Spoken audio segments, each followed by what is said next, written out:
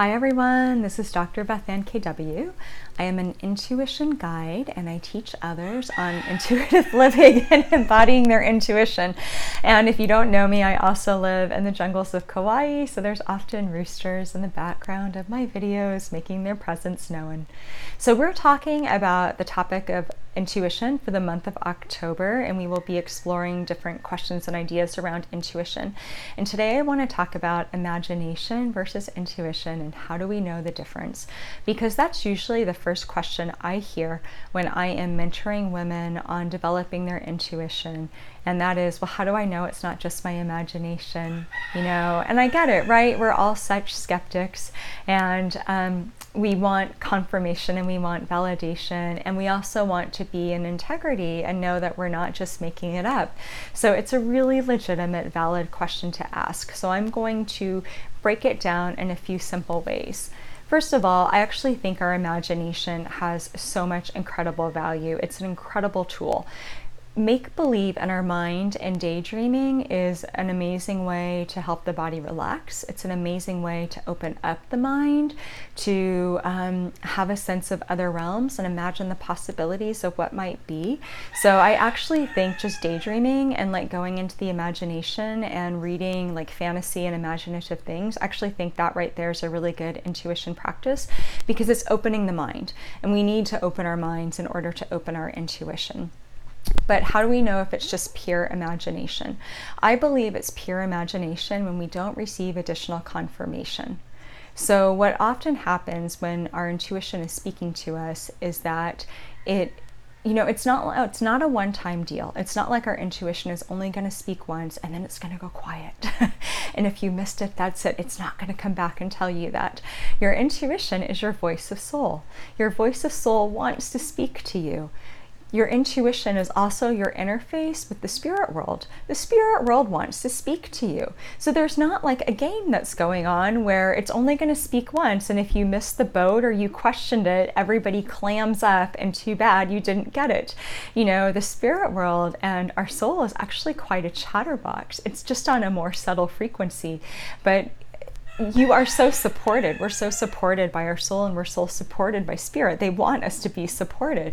So I believe that intuitive information will always come with additional confirmation, especially if we have a question mark and we're not sure. When I'm doing intuitive readings, and I often see things clairvoyantly, I get images for people. If I'm not sure, like if the image is too close to something that I might make up or that I might think myself, I will often say, can I get another image so I can have confirmation on this? And another image always comes. So I believe it's imagination when we don't have any additional confirmation. When we say, like when we're not drawn to it again, it was just sort of a flash that went through our mind and nothing came out of it. When we don't have a sense of like energetic resonance or a sense of feeling like synchronicity or energy inside of us that says, yeah, I don't know how I know that, but that feels right.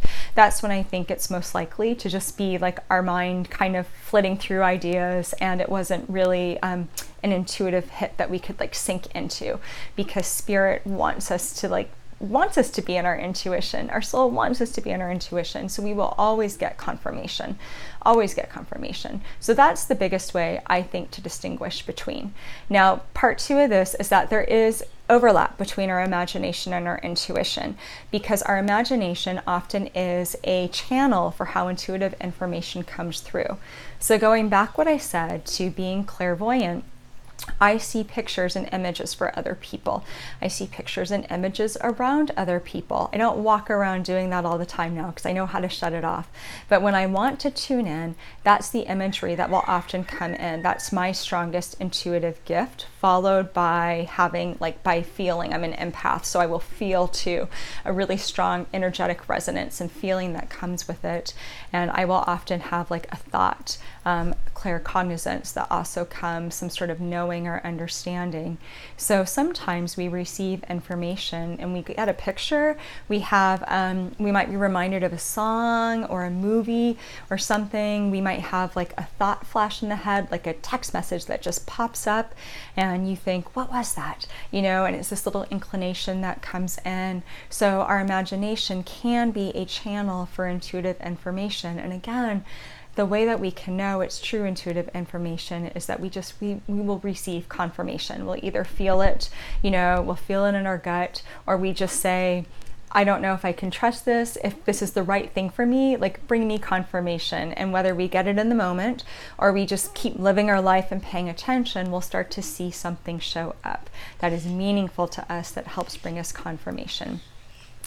The last piece of this is that there are ways intuitive information comes through that has nothing to do with the mind.